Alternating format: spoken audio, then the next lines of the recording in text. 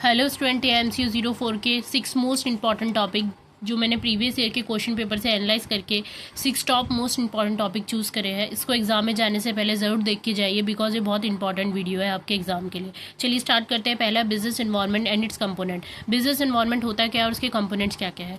It refers to all external forces, factors and institution that are outside the control of a business but deeply affect it daily operations and profitability.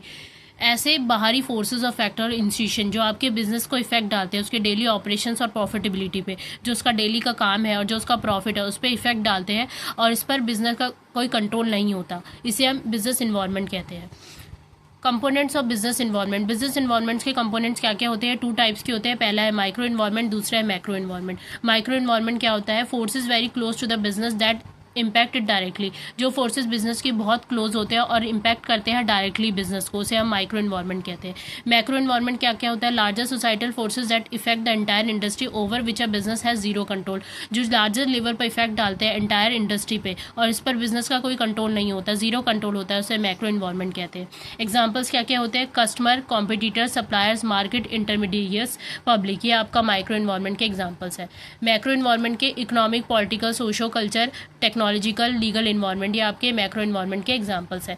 Also called specific environment. Micro environment को specific environment भी कहते हैं। Also called general environment. Macro environment को general environment भी कहते हैं। अब आता है इन्वायरमेंटल स्कैनिंग। जो ये फोर्सेस बिजनेस इफेक्ट करते हैं उसके लिए इन्वायरमेंटल स्कैनिंग की ज़रूरत पड़ती है। इसका काम क्या होता है, चलिए देखते हैं। Continuously monitoring the market to identifying upcoming opportunities to grab them and threats to prepare for them. मतलब कॉन्टिन्यूसली मॉनिटर करना, मार्केट को आइडेंटिफाई करना, जो अपॉर्चुनिटीज़, जो अवसर आने वाले हैं उसको ग्रैब कैसे करें और जो थ्रेड्स है, जो खतरा है, उससे हम कैसे प्रिपेयर रहें। तो ये हमारा इन्वायरमेंटल स्कैनिंग हेल्प करता है इसमें। नीड ऑफ इन्वायरमेंटल स्कैनिंग, इसकी ज़रूरत की होती है इन्वायरमेंटल स्कैनिंग की। Grabbing new opportunities before you competitors do. मतलब ग्रैब करना जो नई नई अपॉर्चुनिटीज़ आ रही है कॉम्पिटिटर से पहले। स्पोर्टिंग फ्यूचर डेंजर्स और threats before they destroy you. मतलब स्पोर्ट करना जो फ्यूचर में डेंजर्स आने वाले हैं, थ्रेट्स आने वाले हैं, ताकि वो बिजनेस को डिस्ट्रॉय ना कर पाए। ठीक है। थर्ड है ट्रैकिंग कस्टमर ट्रेंड्स। ट्रैक करना जो कस्टमर के ट्रेंड्स है। Knowing what customer want today so your product never fails. मतलब ये जानना कि जो कस्टमर को क्या चाहिए आज के टाइम, ताकि जो हमारा प्रोडक्ट है वो फेल्स ना हो। फोर्थ है सेफ प्लानिंग। एक safe planning banana. Making business strategies based on real government rules and taxes. मतलब जो बिजनेस की स्ट्रेटजीज है या प्लानिंग है उसको रियल गवर्नमेंट रूल्स और टैक्सेस के अनुसार बनाना, ये हमारा इन्वायरमेंटल स्कैनिंग की आवश्यकता है, नीड्स है। Second most important topic, LPG reforms, new economic policy in 1991। In 1991, India faced a severe economic crisis. To save the economy, the government introduced 3 historical reforms. In 1991 में India economic crisis से गुजरी थी, जिससे क्या हुआ, government ने 3 historical reforms introduce करे, जिसे हम LPG कहते हैं। L stand for liberalization, removing unnecessary government control restrictions and the license raj. It made opening and running a business much easier. L stand करता है लिबरलाइजेशन में। ठीक है। इससे क्या हुआ था, जो गवर्नमेंट्स की कंट्रोल्स और रिस्ट्रिक्शंस थी, जो लाइसेंस राज थे, उसको रिमूव कर दिया गया। इससे क्या हुआ, जो बिजनेस था ईजियर रन करने लगा और ओपन होने लगा। तो ये लिबरलाइजेशन का फ़ायदा था। P stand for privatisation, reducing the role of government by selling ownership और management of laws making public sector undertaking to private companies.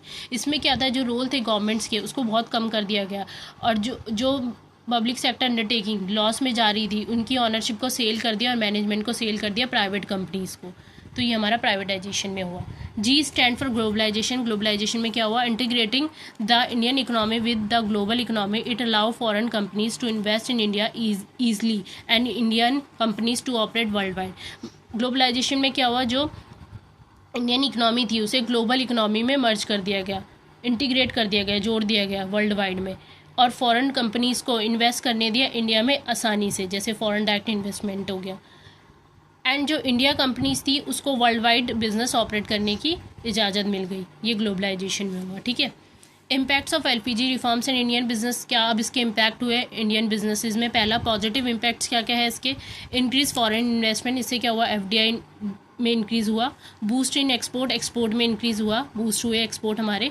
More choices for consumers, consumers के लिए और चॉइसेस आ गई, ग्रोथ ऑफ सर्विस सेक्टर से service sector में भी growth हुई। के नेगेटिव इम्पैक्ट्स क्या क्या हुए? इंटेंस कंपटीशन बहुत ज़्यादा बढ़ गया। Threat to small scale industries, जो स्मॉल स्केल इंडस्ट्रीज थी उसमें खतरा बनने लगा। राइजिंग इनकम इनक्वालिटी, जो इनकम इनक्वालिटी थी उसमें भी इंक्रीज़ हुआ। ये नेगेटिव इम्पैक्ट्स है आपके एलपीजी रिफॉर्म्स के। थर्ड इंपॉर्टेंट टॉपिक है money market versus capital market. चलिए देखते हैं क्या होता है इसके बारे में। Basis of distinction money market capital market. Time period, deals with short term funds less than 1 year, ये डील करता था ओनली शॉर्ट टर्म फंड्स में जो कि लेस देन 1 ईयर होते हैं। Deals with long term funds more than 1 year, ये deal करता है लॉन्ग टर्म फंड्स में जो कि 1 साल से ज़्यादा के होते हैं। Meaning money market is a market where lenders and borrowers trades in short term funds for a period of less than 1 year। Money market एक ऐसा मार्केट है जहाँ पर lenders और borrowers जो कि लोन देते हैं, जो लोन लेते हैं, ट्रेड करते थे शॉर्ट टर्म फंड्स में, और ये लेस देन 1 ईयर का पीरियड होता था इसमें। Capital market is a financial market where a buyers and sellers trade long term instruments like shares and bonds more than 1 year. Capital market एक ऐसी financial market है जहाँ पर जो बायर्स और सेलर्स है, बेचने वाले और खरीदने वाले, ट्रेड करते थे लॉन्ग टर्म इंस्ट्रूमेंट में, जैसे आपके शेयर्स हो गए, बॉन्ड्स हो गए, जो मोर देन 1 ईयर के टाइम पीरियड पे होते थे। इंस्ट्रूमेंट्स एग्जाम्पल्स क्या क्या है इसके? Treasury bill, commercial paper, certificate of deposit, ये आपका मनी मार्केट के इंस्ट्रूमेंट्स हैं। Share, debentures, bonds, mutual fund, ये आपकी कैपिटल मार्केट के इंस्ट्रूमेंट्स हैं। रेगुलेटर, अब रेगुलेट कौन करता है? Controlled and regulated by the RBI. जो आपका मनी मार्केट है उसे कंट्रोल करता है RBI. Control and regulated by the CB, जो आपका कैपिटल मार्केट है उसको कंट्रोल और रेगुलेट करता है CB. RBI reserve bank of India, CB securities and exchange board of India. Risk and return, very low risk resulting in lower but safer return. Money market में क्या होता है, जो रिस्क होता है वो बहुत कम होता है और जिससे रिटर्न भी कम और सेफ आता है, ठीक है। Capital market, high risk but offer potentially much higher return, इसमें क्या होता है, जो रिस्क हाई होता है जिससे क्या होता है जो रिटर्न होता है वो भी ज़्यादा आता है, ठीक है। Main purpose to fulfil the daily working capital needs of business. Money market क्या करता है, जो वर्किंग कैपिटल नीड्स होती है बिजनेस की उसको फुलफिल करता है डेली की। Capital market to raise massive funds of big long term expansion project, जो बड़े और लॉन्ग टर्म एक्सपेंशन प्रोजेक्ट होते हैं उसके लिए फंड इकट्ठा करता है capital market. Short note CB, ये भी इंपॉर्टेंट टॉपिक है, मैंने इसमें ही ऐड कर दिया। इट वॉज फ्लॉटेड इन अप्रैल 1998, अप्रैल 1998 में आया था। इट कंट्रोल कैपिटल मार्केट, ये कंट्रोल करता है, रेगुलेट करता है कैपिटल मार्केट को। प्रोटेक्टर ऑफ इन्वेस्टर्स, ये इन्वेस्टर्स का प्रोटेक्टर होता है। CB protect the interest of retail investor from frauds and scam in the stock market, ये प्रोटेक्ट करता है रिटेल इन्वेस्टर्स को, छोटे इन्वेस्टर्स को फ्रॉड और स्कैम होने से स्टॉक मार्केट में, ठीक है। Regulations of stock market, stock market को रेगुलेट करता है। CB monitor the daily trading activities of stock exchange like NSE national stock exchange and BSE Bombay stock exchange, ये मॉनिटर करता है daily trading activities stock exchange की, for example जैसे NSE और BSE की, ठीक है। CB bans illegal practices like insider trading, ये बैन करता है इलीगल प्रैक्टिसेस को, लाइक इनसाइडर ट्रेडिंग, मतलब जो अंदर लोग हैं वो इन्फॉर्मेशन यूज़ ना कर ले और प्रॉफिट ना कमाए, उसको भी मॉनिटर करता है SEBI. Fourth important topic competition act 2022, the act replace the old MRTP act, monopolies and restrictive trade practices act, जो ये एक्ट है इसने रिप्लेस करा था एमआरटीपी एक्ट्स को, monopolies and restrictive trade practice act को, ठीक है। While the MRTP act focuses on restricting companies from growing too big, मतलब एमआरटीपी एक्ट क्या करता था, जो कंपनीज को रोकता था बड़ी होने से, ग्रो होने से, ठीक है। The competition act focuses on promoting healthy competition, competition act क्या करता है, प्रमोट करता है हेल्थी कॉम्पिटिशन को। ऑब्जेक्टिव क्या है इसका, to prevent practices that harm market competition, protect consumers interest and ensure freedom of trade, ये क्या करता है, ये जो बचाता है जो प्रैक्टिसेस हार्म करती है मार्केट कॉम्पिटिशन को और कंज्यूमर के इंटरेस्ट को बनाए रखता है, जैसे कि अच्छी क्वालिटी की गुड देता है और सही प्राइस पे देता है। To ensure freedom of trade, जो ट्रेड करने की फ्रीडम है उसको भी इंश्योर करता है, बनाए रखता है, ठीक है। Competition commission of India CCI, ये भी इसका ही पार्ट है और ये भी इंपॉर्टेंट टॉपिक है। The regulatory body setup under this act, ये एक सरकारी रेगुलेटरी बॉडी है जो इस एक्ट के अंदर बनाई गई थी। It ensure that big corporate giants do not misuse their power to destroy small business और एक्सप्लॉइट कस्टमर्स, मतलब ये इंश्योर करता था जो बड़ी बड़ी कॉर्पोरेट जाइंट्स हैं, बड़ी बड़ी कंपनीज हैं, वो अपनी पावर का मिसयूज़ ना करे, जिससे कि जो स्मॉल बिजनेस है वो डिस्ट्रॉय ना हो और कस्टमर को एक्सप्लॉइटेशन ना हो, मतलब उनका घाटा ना हो।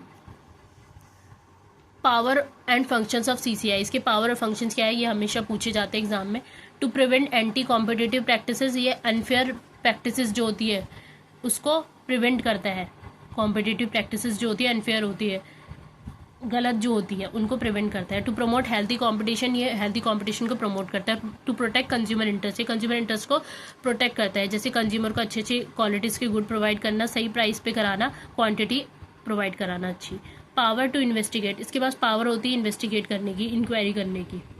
Power to impose heavy fines, penalties, इसके पास पावर होती है पेनल्टीज लगाने की। Power to stop wrong deeds, जो गलत काम करते हैं उसको स्टॉप करने की भी पावर होती है इनके पास। फिफ्थ इंपॉर्टेंट टॉपिक है foreign capital, FDI versus portfolio investment. Foreign capital होती क्या है और एफडीआई और पोर्टफोलियो इन्वेस्टमेंट में डिफरेंस क्या है। Foreign capital generally consisting of FDI and portfolio investment is basically required to increase protection, trade, distribution, technological capacities of a country and infrastructure support. ये दो चीज़ों को कंसिस्ट करता है, पहला एफडीआई फॉरेन डायरेक्ट इन्वेस्टमेंट और पोर्टफोलियो इन्वेस्टमेंट को, ठीक है। इसका बेसिकली हेल्प क्या करता है, ये इंक्रीज़ करता है प्रोटेक्शन को, ट्रेड डिस्ट्रीब्यूशन को, और टेक्नोलॉजी कैपेसिटीज़ बढ़ाता है कंट्रीज़ की, और इंफ्रास्ट्रक्चर को सपोर्ट करता है। International investment, there are the two types of international investment, दो टाइप्स की इंटरनेशनल इन्वेस्टमेंट होती है। पहली है FDI foreign direct investment, portfolio investment. Foreign direct investment की मीनिंग क्या है, FDI means investing money to buy और build physical assets like factories and offices in a foreign country which gives the investor direct control over the business. FDI मतलब क्या होता है कि money को इन्वेस्ट करना, खरीदने के लिए फिजिकल एसेट्स लाइक जैसे फैक्ट्रीज होगी, ऑफिसेज होगी फॉरेन कंट्री में, इसमें इन्वेस्टर का डायरेक्ट कंट्रोल होता है किसी भी बिजनेस के ऊपर, ठीक है। पोर्टफोलियो इन्वेस्टमेंट क्या होता है, portfolio investment means investing money only to buy financial assets like shares and bonds in a stock market which gives no control over the business. Portfolio investment का मतलब होता है कि इन्वेस्ट करना मनी को खरीदने में, फाइनेंशियल एसेट खरीदने में, लाइक शेयर बॉन्ड्स हो गए फॉरेन स्टॉक मार्केट में, इसका कंट्रोल नहीं होता बिजनेस के ऊपर पोर्टफोलियो इन्वेस्टमेंट का। Time period, it is a long term investment. जो एफडीआई है फॉरेन डायरेक्ट इन्वेस्टमेंट है, लॉन्ग टर्म इन्वेस्टमेंट है। It is a short term investment, जो पोर्टफोलियो इन्वेस्टमेंट है शॉर्ट टर्म इन्वेस्टमेंट है। Risk factor, low risk because physical assets can not be moved easily.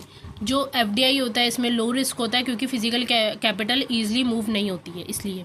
High risk because stock prices change every minute. जो portfolio investment होता है इसमें high risk होता है, इसमें बिकॉज स्टॉक के जो प्राइजेस है वो कभी भी बढ़ते हैं और घटते हैं, ठीक है। निक नेम क्या हो सकते हैं, नो एज स्टेबल कैपिटल, जो एफडीआई को हम स्टेबल कैपिटल भी बोलते हैं। Known as hot money because it can fly away any time, इसको हॉट मनी भी कहते हैं क्योंकि ये कभी भी फ्लाई हो सकती है, बढ़ सकती है, ठीक है। Benefits to country, its brings new technology and generate local jobs. जो एफडीआई है ये नई नई टेक्नोलॉजीज लाता है और लोकल जॉब्स को जनरेट करता है। Its only brings capital but no direct jobs और टेक्नोलॉजी, ये ओनली कैपिटल लाता है और इससे कोई डायरेक्ट जॉब्स और टेक्नोलॉजी इंक्रीमेंट नहीं होता।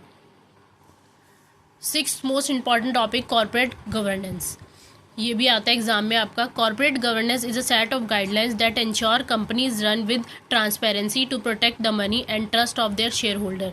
कॉर्पोरेट गवर्नेंस होता क्या है, ये एक ऐसा सेट ऑफ गाइडलाइंस है, रूल्स एंड प्रैक्टिसेस है जो कंपनी को बताता है कि कैसे आपको शेयर होल्डर की मनी को प्रोटेक्ट करना है, उनको ट्रस्ट दिलाना है और ट्रांसपेरेंसी रखनी है। मेन गोल क्या होता है इसका, to protect the money of share holder and prevent corporate scams. प्रोटेक्ट करना शेयर होल्डर की मनी और उनको बचाना कॉर्पोरेट स्कैम होने से। इसके 4 पिलर होते हैं, की कंपोनेंट्स होते हैं 4। पहला है अकाउंटेबिलिटी, जिसे हम बोलते हैं जवाबदेही। Directors must be answerable to share holder for every business decision. जो डायरेक्टर्स होता है उसको आंसर जरूर करना है शेयर होल्डर को किसी भी बिजनेस डिसीजन से लेकर, ठीक है। सेकेंड, ट्रांसपेरेंसी, पारदर्शिता। Companies must show clear, true and honest financial report to the public. Company का क्या कर्तव्य होना चाहिए कि वो क्लियर और ट्रू रिपोर्ट और सही रिपोर्ट, फाइनेंशियल रिपोर्ट पब्लिक को शो करे। फेयरनेस, निष्पक्षता होनी चाहिए। Treating all share holder equally whether they are rich investor और स्मॉल ऑर्डिनरी सिटीजन। जो इसमें क्या होता है, जो शेयर होल्डर्स को इक्वली ट्रीट करना चाहिए, चाहे वो रिच इन्वेस्टर हो चाहे वो स्मॉल ऑर्डिनरी सिटीजन क्यों ना हो, ठीक है। फोर्थ, रिस्पॉन्सिबिलिटी, जिम्मेदारी। फॉलोइंग और government laws and respecting society and the government. इसमें क्या होता है कि गवर्नमेंट के सारे लॉज को फॉलो करना और रिस्पेक्ट करना सोसाइटी और एनवायरनमेंट की। ये थे 6 मोस्ट इंपॉर्टेंट टॉपिक MCQ 04 के। गाइज आपको वीडियोस अच्छी लगी तो प्लीज़ लाइक करें, शेयर करें ज़्यादा से ज़्यादा और सब्सक्राइब करें मेरे चैनल को और वीडियोस के लिए और कमेंट करें। Thank you guys.